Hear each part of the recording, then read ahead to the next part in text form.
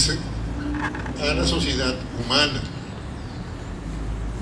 Noten ustedes aquí que todo conjunto de seres vivos son sociedades, las cuales serán sociedades naturales, y la nuestra sería una sociedad humana.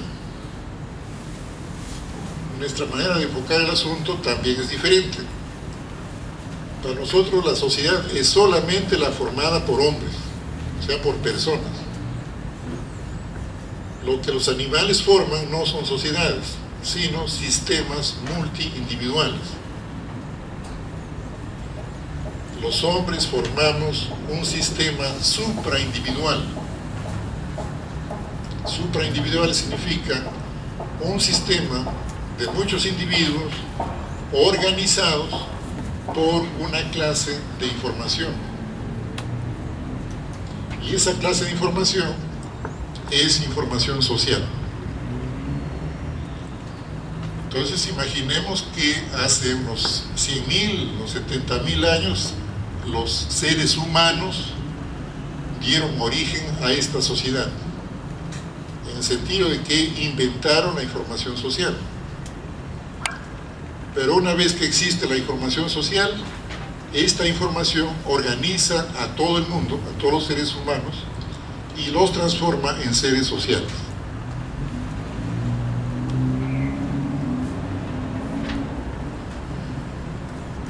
¿Cómo definimos la conciencia? Por lo que hemos dicho, la conciencia quedará definida como toda la información social, toda la cantidad de información social que ha sido codificada en el neocórtex cerebral en información psíquica. De la información social que está afuera se transcribe o se refleja o se codifica como información psíquica. De manera que esa información psíquica tendremos que darle un nombre.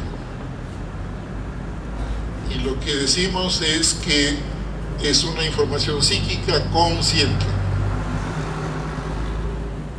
¿no? La cual se tiene que diferenciar de la información psíquica que tenía el niño cuando nació, o que tienen los animales superiores, los monos, los mamíferos. La información psíquica de los mamíferos es información psíquica inconsciente. Por lo tanto, nosotros tenemos dos clases de información psíquica. Una inconsciente, que ya vino con nuestro cerebro al momento de nacer, y otra que se forma en el curso de la vida de uno, que es la información psíquica consciente. Y por lo tanto, resumimos lo dicho en una definición de personalidad, que prácticamente lo he venido diciendo. Solamente reafirmamos la idea de que personalidad es cada individuo social, o sea, cada uno de nosotros que tiene una conciencia que se formó, empezó a formarse a partir de una célula que estuvo formada por el óvulo y el espermatozoide. El óvulo de la madre, el espermatozoide del padre, dieron origen a una célula. Ahí empezó a formarse la personalidad. De tal manera que hasta los 9 meses nos formamos como una personalidad con información psíquica inconsciente, y luego tendremos que reestructurarnos, reorganizarnos por la información social que vamos incorporando en el cerebro. De tal manera que cada uno de nosotros se ha formado como personalidad a partir de sus células, pero a base de la información social que la hemos incorporado desde que hemos nacido hasta este momento.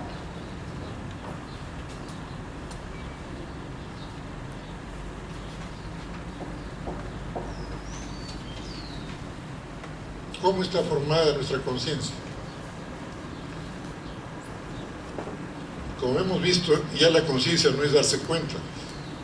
Lo que estamos diciendo es que todos los seres vivos se dan cuenta de sus alrededores. Y cada ser vivo se da cuenta con la información que tiene.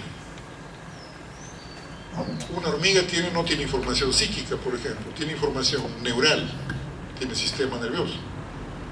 Y cuando se da cuenta es por medio de la información de su sistema nervioso.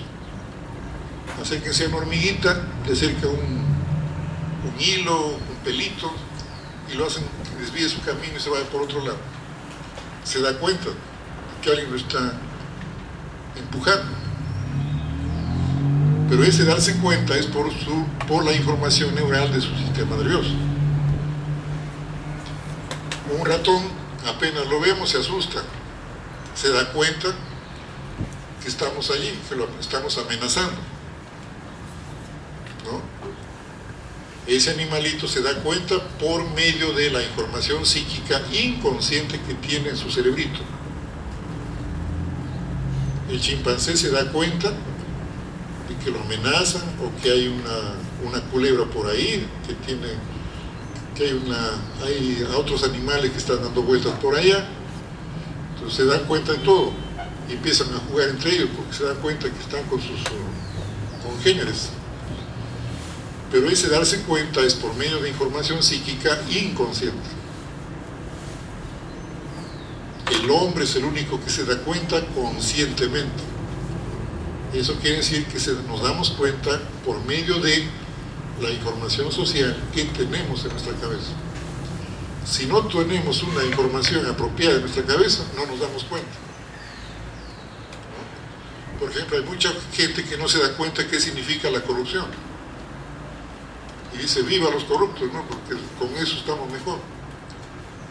O sea, no se da cuenta, pues. Eso es que no tiene información acerca de qué es la corrupción. Este sistema de la conciencia en la personalidad tiene tres componentes. Mejor dicho, tenemos tres clases de información. Tenemos sentimientos, conocimientos y motivaciones. Cada tipo de información psíquica consciente determina la formación de cada componente de la personalidad. La conciencia es tripartita, el cerebro es tripartito, el individuo es tripartito. Nuestra conciencia tiene tres componentes: sentimientos, conocimientos y motivaciones. Por lo tanto, como individuos, como personalidades, tenemos también tres componentes. Tenemos temperamento, intelecto y carácter. Y eso es inevitable, no podemos dejar de serlo.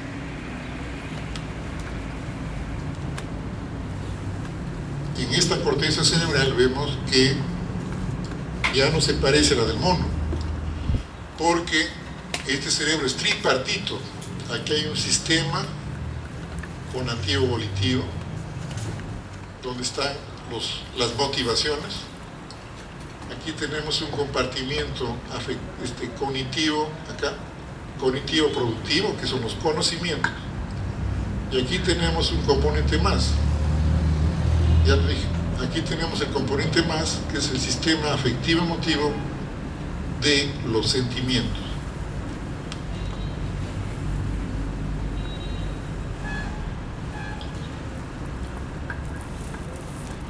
Todo esto que he dicho sobre el cerebro, la conciencia, seguramente que está como una concepción teórica, ¿no? Pero ¿qué es lo que nos induce a pensar que tenemos esa estructura en el cerebro? ¿Qué es lo que nos hace pensar de que en el cerebro están nuestros sentimientos, conocimientos y motivaciones?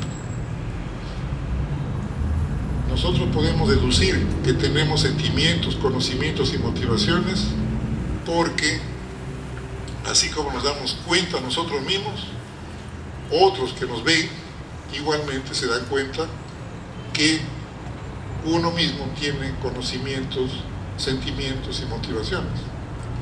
¿Y cómo se da cuenta? A través de nuestra actuación. Todo lo que estamos haciendo en este momento acá es actuar. Salimos a la calle, seguimos actuando. Llegamos a la casa, seguimos actuando. Vamos a arreglar nuestro escritorio, estamos actuando. Vamos a estudiar, estamos actuando. Vamos a hacer la limpieza, estamos actuando. A cuidar a los hijos, estamos actuando.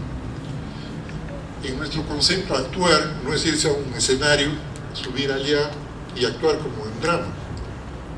Lo que hacemos es actuar como personalidades.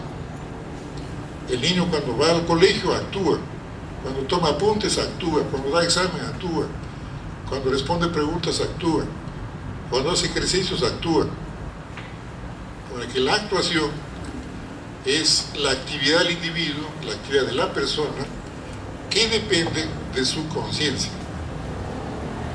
O sea, todo lo que hacemos al actuar depende de la información que constituye nuestra conciencia.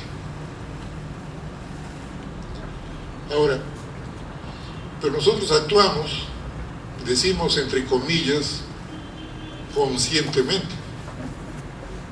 O sea que nos damos cuenta de nuestra actuación y sabemos por qué actuamos de tal manera, sabemos cómo actuamos en tal situación, porque no, conscientemente yo no puedo actuar frente a un fiscal igual que frente al maestro, o frente a mi papá, o frente a mi amigo que vive cerca de mi casa. Actuamos de manera distinta en cada circunstancia.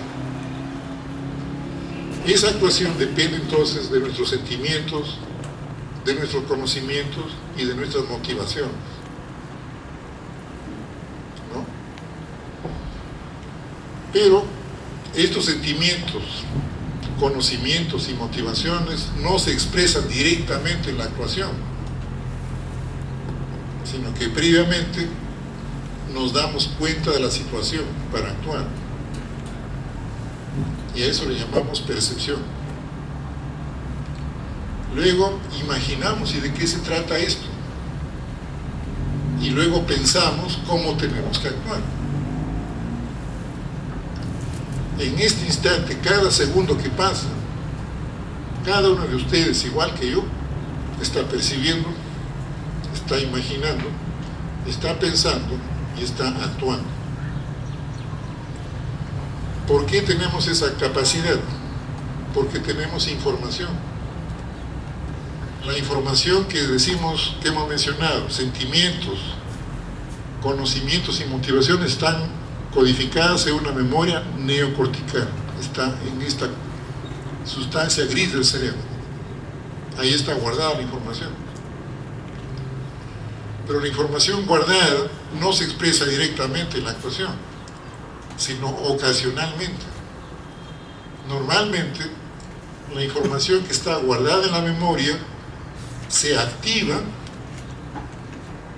y se convierte en imágenes y conceptos,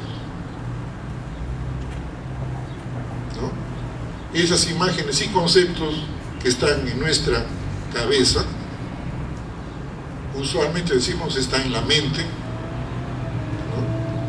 ¿no? Es simplemente la actividad de la información psíquica que una vez que la hemos aprendido, una vez que se ha guardado, la podemos volver a usar. Y por eso es que estamos a cada rato imaginando y pensando, percibiendo y actuando. Si yo no tuviera esa información, yo no me daría cuenta de dónde estoy. Podría caminar por acá, pero no sé que esto es un colegio, que está en un parque, que está en San Isidro. No tendría noción de todas esas cosas. La percepción entonces es mucho más que eso, que sentir. ¿A dónde quiero llevarlos?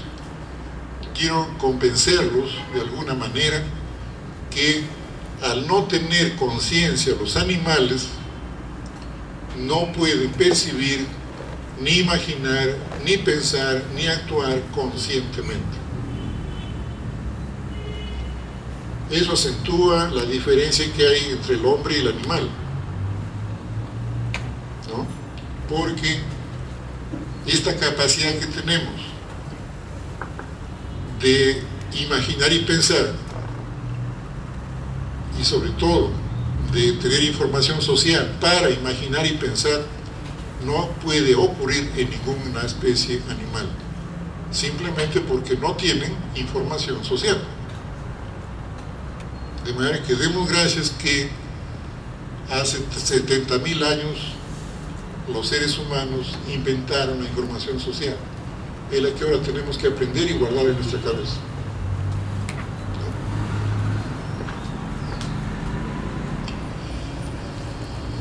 Tenemos que terminar esta parte con una aplicación de lo que hemos dicho en la explicación del desarrollo del niño, de cómo transformamos todas estas ideas que las hemos discutido, las hemos presentado, en un marco teórico que sirva justamente al educador.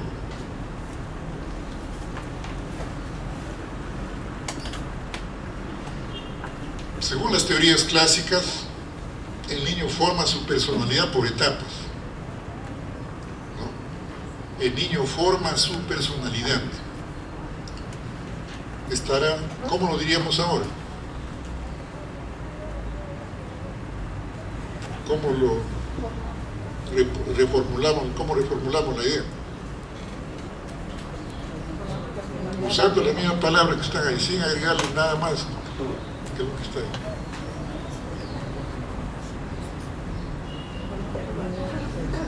Permanentemente. Se va transformando en personalidad por etapas. Entonces, el niño se forma como personalidad por etapas, o se transforma en personalidad en etapas. Un recuerdo muy sencillo del sistema nervioso. Primero, aquí el primer huevo fecundado en el vientre materno, luego tiene 3 capitas, aquí 2, aquí 3, luego se forma el tubo neural, las vesículas cerebrales, crecen las vesículas cerebrales y el niño nace con su cerebro, ¿no? Esa figurita nada más para recordar esto de que el desarrollo de la personalidad está íntimamente ligado al desarrollo del sistema nervioso. Si no, no tendríamos por qué hablar de neurociencia. La formación de la personalidad no depende del corazón, ni del hígado, ni del estómago. Depende del sistema nervioso fundamentalmente. Pero noten ustedes mis contradicciones, ¿no? Igual diríamos, para formarse como personalidad se necesita un corazón, si no, sin corazón, ¿cómo se transformaría en personalidad? ¿No? Un niño que padece del corazón ya no se forma como personalidad completa como cualquier otro niño. O sea que el individuo total siempre está presente.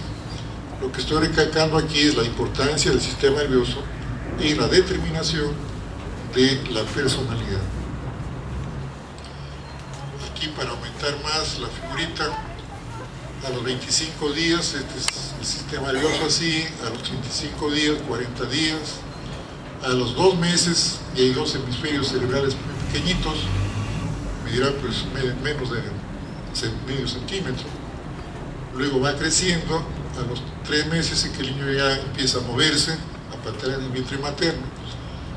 A los 5 meses y a los 9 meses el cerebro se parece al cerebro del primate, pero es un cerebro ya humanizado, ya tiene genes distintos al primate, ya no es los genes del mono, que ese cerebro es humano y ya nace con una estructura lista para codificar información social.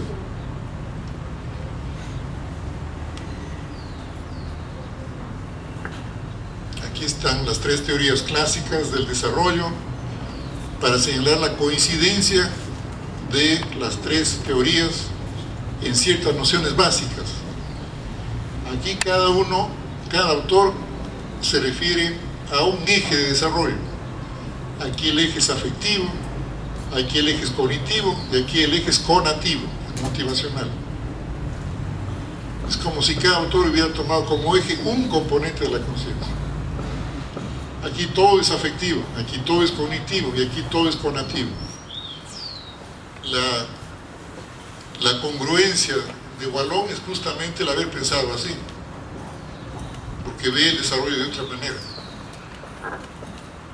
En la segunda fase todos coinciden en lo mismo, pero con términos distintos. Aquí se refiere al componente cognitivo, aquí también en otra forma, aquí también en otra forma. Como ven ustedes, cada uno ve lo mismo, el desarrollo cognitivo, en la segunda fase del desarrollo, pero con explicaciones diferentes. En la tercera fase, que corresponde más o menos a la adolescencia, todos ven cosas distintas. Aquí es el superior, aquí son las operaciones formales, aquí son los valores sociales. Cada uno ve las cosas diferentes. Lo que queremos acentuar con esto es que las teorías que tenemos a la mano sobre desarrollo de la personalidad, en primer lugar, que hablan solamente del desarrollo. Nadie dice desarrollo de la personalidad, sino simplemente teorías del desarrollo. En segundo lugar, de las 60 teorías que hay sobre desarrollo, todas acentúan solamente un eje. Aquí vemos claramente cada eje en cada autor. Nosotros hablamos más específicamente de desarrollo formativo de la personalidad. No el desarrollo, sino desarrollo en que se forma la personalidad. O mejor sería decir, periodo en que se forma una personalidad. Desarrollo es todo el proceso de vida, desde la concepción hasta la muerte. Por eso distinguimos desarrollo formativo, desarrollo estable, desarrollo involutivo. Porque el anciano no involuciona solamente, también sigue desarrollándose. Siempre hay un desarrollo permanente.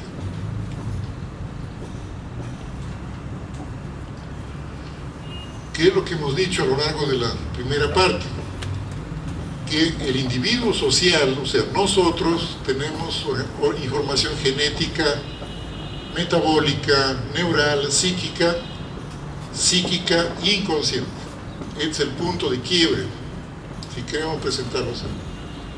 Aquí nacemos, de tal manera que la información social tiene que volver a nuestro cerebro y codificarse en el neocórtex. Entonces, al nacer, nacemos con información psíquica inconsciente, afectiva y cognitiva, inconscientes, semejante al mono. Luego, en los años que vienen, vamos incorporando gradualmente información social tradicional para formar nuestros sentimientos, información social cultural para formar nuestros conocimientos y la información social económica para formar nuestras motivaciones. Doctor, pregunta. Sí. ¿Existe alguna relación entre este desarrollo de la personalidad, ¿no?, en la primera y segunda fase? No sé si me explico, ¿no? O sea, si la primera fase donde es inconsciente forma de repente una especie de estructura que cuando ya viene a recibir la información social, esta se va a ensamblar ahí, de acuerdo a la teoría. Siempre hablamos de una lógica del punto de partida, base de desarrollo y soporte activo. Aquí, por ejemplo, se aplica claramente. A partir de su actividad inconsciente, el niño incorpora la información social. Pero una vez que incorpora la información social, esta clase de información es la base de desarrollo que transforma al nivel inconsciente en su soporte activo, ¿no? Una idea muy similar está en Piaget, pero en una forma mucho más mecanicista. Aquí está en una forma más lógica de cómo a partir de una actividad aparece otra, pero esa actividad reestructura la anterior, que le dio origen. La información inconsciente con la que se forma el niño de los 9 meses, ¿solamente es inconsciente o cómo vendría a llegar acá la estimulación prenatal? O sea, Vamos a llegar a ese punto. ¿Por qué qué tenemos tres componentes de la conciencia? Aquí vemos que tenemos tres tipos de estructura social. Hay una estructura primitiva, antigua y moderna. Son tres tipos de sociedad que tienen su respectiva clase de información. Aquí es tradicional, aquí es cultural y aquí es económica. Inclusive cada estructura social tiene su propio principio moral. El pueblo primitivo es solidario. La sociedad antigua clama por libertad. La sociedad moderna clama por justicia. Si no, no hubieran tantas huelgas clamando justicia.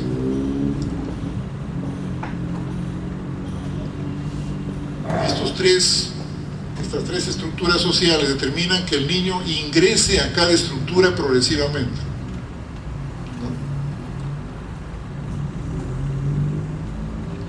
En este momento, si hacemos un corte acá, un niño que nace en este instante ingresa a la estructura tradicional. Después entrará a la cultural y finalmente a la económica. Primero se forma acá, después pasa acá y después pasa acá. Y así termina sus primeros 15 o 20 años. En cada estructura forma sus sentimientos y su temperamento, luego forma sus conocimientos y su intelecto, y en la tercera forma sus motivaciones y su carácter. Y si la sociedad fuera solidaria, ese niño tendría una dignidad asegurada completamente. Si la sociedad fuera libre, ese niño tendría su propia autonomía. Y si la sociedad fuera justa, ese niño llegaría a ser una persona íntegra. Nuestra desgracia es que la sociedad no es ni solidaria, ni libre, ni justa. Ese es el problema de la educación. Y desde ya, tomen nota de que uno tiene que formar una personalidad íntegramente moral, a pesar de que la sociedad no es moral, no es solidaria, no es libre, ni es justa. A pesar de eso, tenemos que formar niños que tengan dignidad, autonomía e integridad moral. Pero perdón, ahí habría el contraste entre qué es lo que el niño percibe de su sociedad y qué es lo que el maestro quiere enseñar. Claro. O más que eso, ¿quién gana? ¿La calle, la televisión o el maestro? ¿No? Va a depender mucho de eso. Porque toda la inmoralidad le viene vía la televisión, vía la calle. Y todo lo que es moral viene del seno familiar, del seno del colegio. Y esos contrastes tienen que soportar de alguna manera. Y eso requiere también estrategias, ¿no? Para que el niño como que se vacuna frente a la agresión que viene de afuera. Vamos a pasar por alto esto, que quisiera que lo revisen para sus talleres de la próxima semana. Y quiero terminar con esta especie de síntesis gráfica. Aquí están los términos clásicos de la embriología, ¿no? El primer día, la fusión del óvulo espermatozoide es el cigoto, luego se divide el cigoto y llega a ser una gástrula, luego un organismo, luego un psiquismo humano y así nace. Ese psiquismo humano luego tiene que transformarse en personalidad.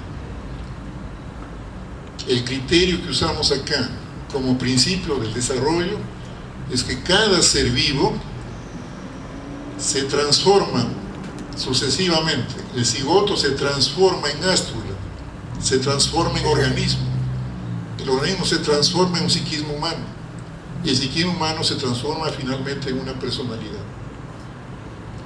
De manera que nosotros somos producto de una sucesión de transformaciones. Esas transformaciones no se produjeran, o no podríamos explicarlo, mejor dicho, si no es que apelamos al concepto de información. La información es la que nos va transformando. Y si no, veamos, comparemos el cigoto, una célula fotografiada aquí, con el núcleo, los dos núcleos, paterno y materno, nadie sabría cuál es cuál. Pero aquí está el huevo fecundado. es unicelular. En ese momento todos hemos sido un ser vivo unicelular organizado por información de los genes, igual que un paramecio, que es un ser vivo unicelular, ¿no? El primer día entonces de la fecundación estamos de igual a igual con las bacterias, las amebas y todos los seres vivos unicelulares. A la semana tenemos un embrión de 3 láminas. Les mostré en la figurita anterior, pero aquí está ectodermo, mesodermo y endodermo. Es un ser vivo, es una personalidad que está empezando a formarse, y en ese momento a la semana está a la par con una esponja de mar, que también tiene 3 láminas, interna, media y superficial. ¿No? Pero la esponja de mar vive ahí, se queda ahí. Este otro ser vivo seguirá su evolución, seguirá su desarrollo formativo. De tal manera que a las 7 semanas el embrión humano tiene 2 centímetros, todavía más chiquito que un saltamonte, pero los 2 seres vivos tienen solamente sistema nervioso, no tienen cerebro todavía. El niño empieza a moverse, a patalear y a hacer una serie de piruetas en el vientre de su madre. El saltamonte ya está volando, está caminando, está pareándose, está comiendo, y ahí se queda. Pero hasta ese momento el ser humano está a la par del saltamonte, de un invertebrado, solo con sistema nervioso, o sea, solo con información neural, información de neurona. Pero al momento de nacer, y en los primeros meses, nos encontramos a la par del primate. Este primate tiene un cerebro con información psíquica inconsciente. Este niño tiene un cerebro con información psíquica inconsciente. Así nacieron los dos. Por eso es que organizan su actividad a base de información psíquica inconsciente. Coge su ramita, mira la mano acá, bien parecido. Los dos cogen igual. Pero noten ustedes que no es cuestión de que este tiene pelo y el otro no tiene pelo. Eso sería lo de menos. Lo que vamos a destacar acá es la historia que hay, repito, la historia que hay en esta ramita y la historia que hay en esta cucharita. Noten la diferencia. Para ustedes, ¿dónde está la diferencia principal entre la ramita y la cucharita? ¿En qué está la diferencia principal? El producto, ¿no? Así elaborado la cuchara. El uso de la ramita. Discover le diría que no, porque el mono agarra su ramita, le quita las hojas, etc. Le pone un poquito de saliva para que se peguen ahí, ¿no? Que la prepara, la elabora también.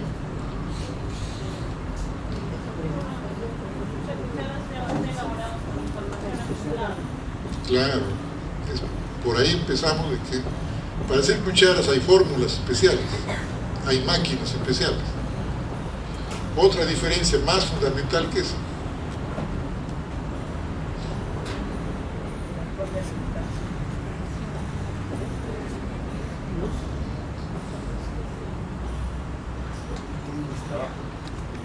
Es lo que hemos dicho, es la información como producto del trabajo también, pero es producto de un trabajo, también es otra manera de ver lo mismo. Hay otra diferencia.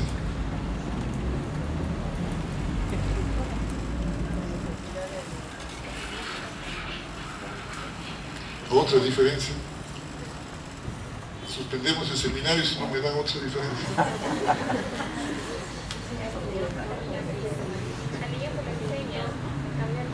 El entorno, claro, hay diferencias, sí, bastante diferencia.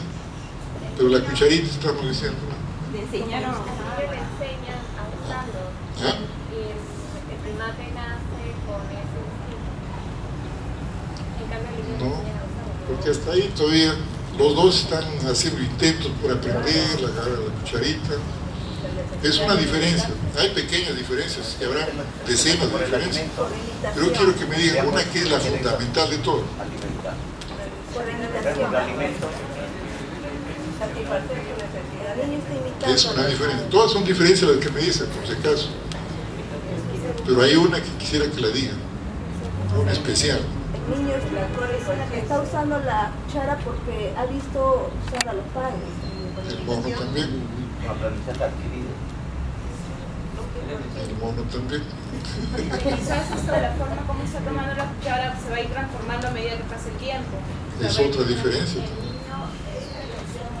una presión social, es el actor inconsciente de cada. También la recurso, no tiene la capacidad. El propósito que tiene la cuchara y el platillo.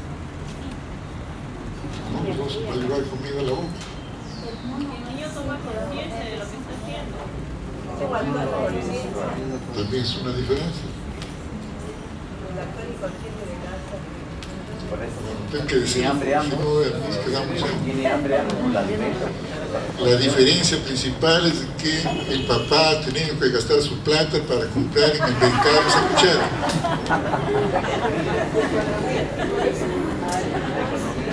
Siempre creemos que el dinero es lo más denigrante que hay, no hay que tocar. El mercado tampoco. Pero eso es lo fundamental en la vida del niño. El ambiente que está ahí cuesta un montón de plata. Este ambiente de acá no cuesta nada. No ha comprado su terrenito, el mono, nada, ni su arbolito, ni su ramito. Bueno, para terminar ya, el mono se queda como mono y el niño este tiene que desarrollarse como personalidad.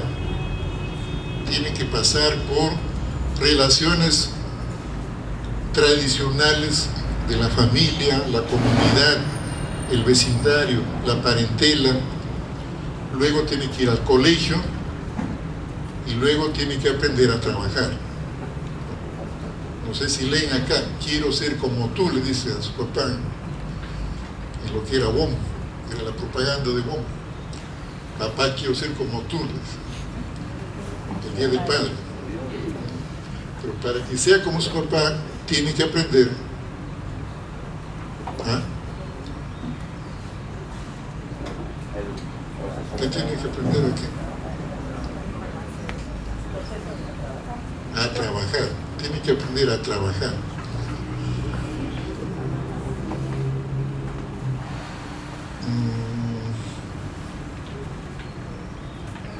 Vamos a enfatizar en esto de que en los esquemas que hay sobre desarrollo se dan criterios cronológicos.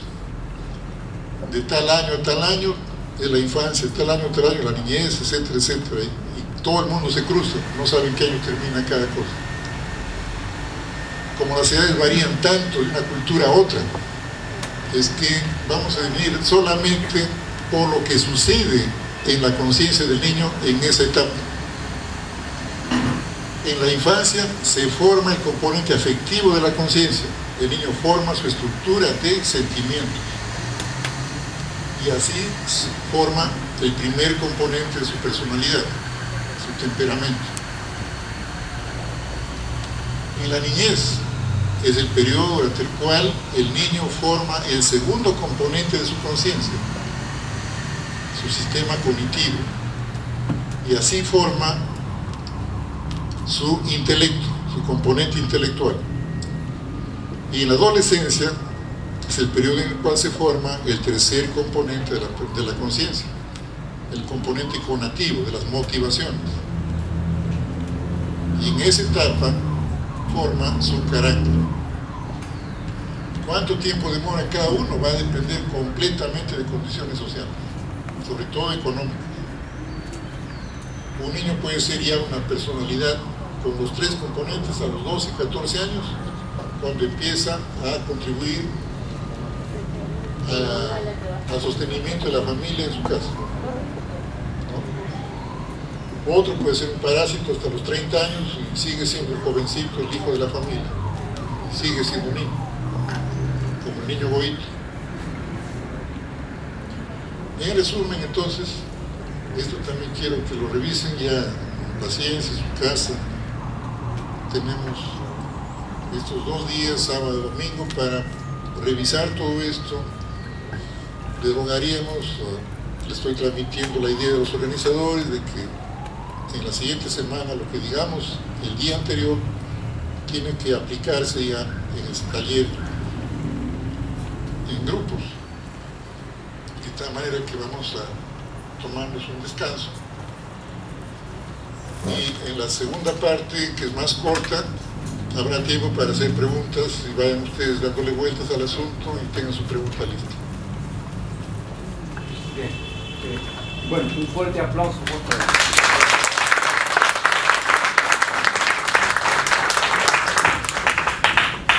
Respecto a la epiconciencia que usted menciona, tal vez pueda detallarme un poco al respecto. Bien, ¿alguna otra pregunta? Bien, aquí.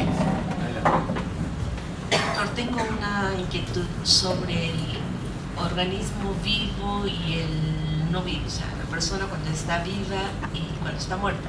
Se decía que somos resultados de sí, materia y energía, y que la diferencia entre el estar vivo y el estar muerto es que cuando está muerto ya la energía está ausente.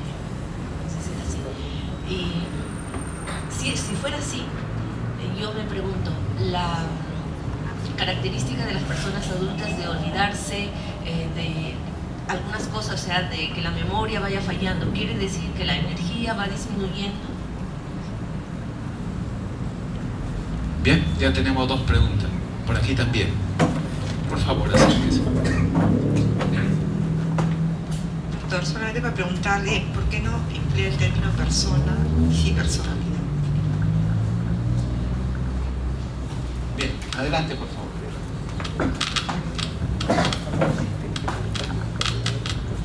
Buenas noches. La pregunta más que nada era referida, de repente hubo una pregunta que iba por el tema, era sobre el doble mensaje que recibe el niño por parte de lo que debería ser la cuestión social, o sea, la información que le da la sociedad sobre cómo deberían ser las cosas, y la información que también recibe de la sociedad, pero de su experiencia propia, ¿no? O sea, a través de su biografía, de lo que aprende.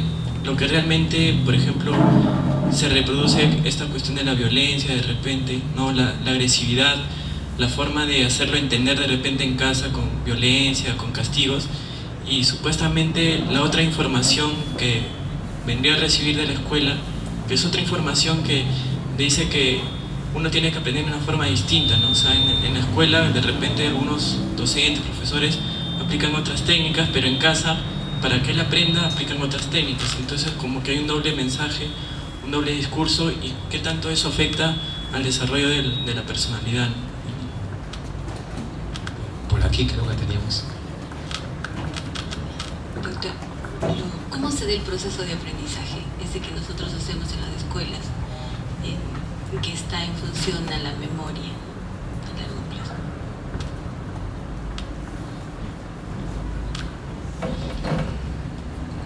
Voy a abusar un poquito de ustedes cuando les diga que lo que han preguntado, la respuesta viene en la siguiente clase, o el martes o el miércoles, está incluido dentro de otro contexto. De manera que adelantarnos ahora a temas que van a venir después serviría naturalmente, pero nos quitarían un poquito de tiempo. En cuanto a la epiconciencia, es justamente percibir, imaginar, pensar y actuar. Esa actividad es epiconsciente. Creo que me olvidé las preguntas. Lo de la energía y la masa, no creo que sea así como lo he planteado. Nosotros somos masa y energía organizada, compuesta, estructurada, más que ordenada. Con el deterioro de la enfermedad uno se va descomponiendo, con la vejez más, y con la muerte queda completamente descompuesto, desorganizado, ¿no? Queda en un orden ya de tipo inerte, que lo que queda es algo ordenado, pero ya no es organizado porque la información ya no está activa, ¿no? De manera que en ese sentido no es tanto que la energía, existe energía, algo así como mental, esa cosa. Eso no existe, es una imagen que tenemos de cuando hemos trabajado demasiado como que falta energía. Pero no es que falte energía, sino que la actividad metabólica del cerebro se ha acumulado sustancias que se deben desechar, y mientras se desecha, bueno, nos crea la sensación de que no podemos más. No es que falte energía.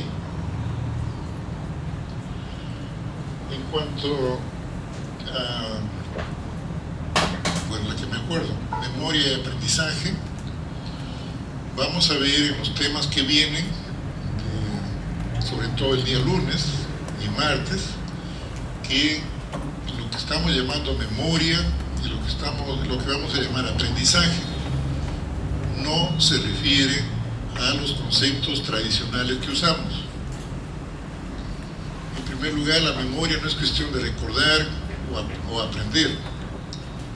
La memoria, ya hemos dicho, es la neocorteza cerebral que codifica la información. ¿No? Eso es memoria, es una memoria neocortical. Hay otras memorias, paleocortical, hay memoria subcortical, hay memoria intercelular, hay memoria genética. Donde hay información tiene que haber memoria. Aprendizaje es tomar más información o cambiar la configuración de la información que ya tenemos. Pero note una diferencia. Los animales no aprenden información porque no tienen información afuera. Por eso es que se condicionan los animales, se configuran de otra manera. La información que ya tienen desde que nacen cambia de configuración, se adapta al ambiente, pero no aprenden nada. El hombre es el único que aprende la información de la sociedad, la aprende y la guarda en su cerebro, en su memoria neocortical. De manera que el aprendizaje se da en una situación social donde la información que está afuera en el libro va a ser guardada en la memoria cerebral. En ese sentido, los hombres somos los únicos que aprendemos nueva información. Si por ejemplo me dicen ha salido un nuevo libro sobre la teoría del caos, yo no sé, el caos simplemente es algo como el tráfico, no tengo ni idea de otro caos. Por ahí me dicen, no, el caos está en el universo, es así, así. Esa información que está en el libro, bueno, la aprendí, pero es nueva información. Se me dicen respetar a los mayores, es una regla que debes realizar en tu vida, bueno, tienes que aprenderla. El niño hace eso, ¿no? Aprende la regla de saludar a su mayor. Si no se le enseña, no la aprende. Entonces el hombre es el único que aprende información porque existe información fuera de él. Si no hubiera fuera de la información, no aprendería nada, solamente se condicionaría. Hubo una cuarta pregunta, la tuya creo que fue sobre el doble mensaje que recibe el niño. El tema lo veo ligeramente distinto a como lo he planteado. El doble mensaje tiene que ver con la doble moral. La doble moral nos dice que lo que es bueno para uno es malo para el otro. Para el empresario lo bueno es tener más plata. Bueno, cuando le reclaman la plata, para él el bueno es bueno para el que reclama, pero es malo para el que da la suelta a la plata. En ese caso hay una doble moral. Igual pasa con el sistema educativo y el niño.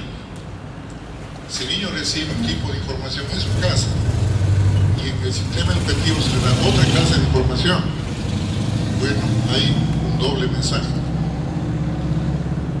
Y ese doble mensaje tiene implicancias morales, por eso es parte de esa contradicción de cómo la moral se realiza en el niño. El ejemplo más corriente de los papás que nos quejamos, ¿dónde se malogró mi hijo? Si yo no le enseñaba eso. Nadie le enseñaba en la casa, por ejemplo, a decir lisuras. Pero en la calle lo aprende rápido. Entonces, esas contradicciones entre la sociedad y el individuo son las que se expresan o generan esta doble moral. Lo que se enseña en el colegio es una cosa, lo que enseña la televisión es otra. A veces se complementan, pero generalmente se contradicen. Los objetivos son diferentes. Doctor, yo pregunté por el término persona, personalidad. Sí. Hay una cuestión de que el concepto de persona es como el concepto de cuerpo. Por ejemplo, hay teorías acerca de la corporeidad. Es una teoría acerca del cuerpo. Pero tiene otra connotación, de que es un atributo del individuo, su corporeidad. Lo social es una cosa, la sociedad es el concepto que tenemos acerca de esa cosa. De manera que cuando hablamos, por ejemplo, de la moralidad, es diferente al concepto de lo moral, ¿no? De lo sustantivo, ¿no? Y la moralidad de lo abstracto. Las teorías científicas tienden a usar conceptos abstractos. Justamente hay teorías sobre la persona, ¿no? Las teorías de personalidad se refieren a las personas. Y por eso se llaman teorías personalistas, porque son teorías acerca del cuerpo. Pero como confundimos persona con cuerpo, la teoría de la persona se está